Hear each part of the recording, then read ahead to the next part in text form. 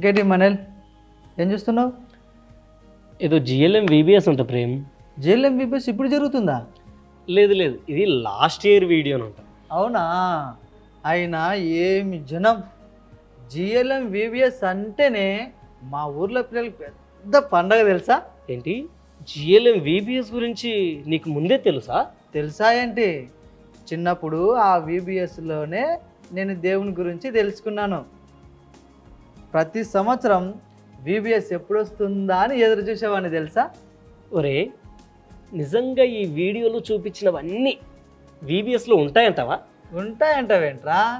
నువ్వు చూసిన దానికంటే ఎక్కువే ఉంటాయి. ప్రతి సంవత్సరం కొత్త కొత్త పాటలు, దేవుని గురించిన మాటలు, కలరింగ్ షీట్స్, రకరకాల క్రాఫ్ట్లు ఉంటాయి తెలుసా? అయితే పిల్లలు మస్తు ఎంజాయ్ చేస్తారన్నమాట. ఎంజాయా?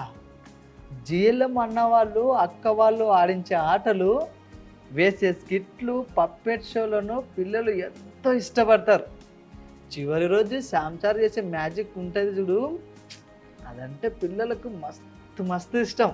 రే, నేను కూడా మా ఊరు పిల్లల్ని విబిఎస్ తీసుకురావచ్చా? తీసుకురాని అవసరం లేదు. ఆ? కంగారు పడకు. జిఎల్ఎం విబిఎస్ ఇప్పుడు మీ గ్రామంలోనే జరుగుతుంది.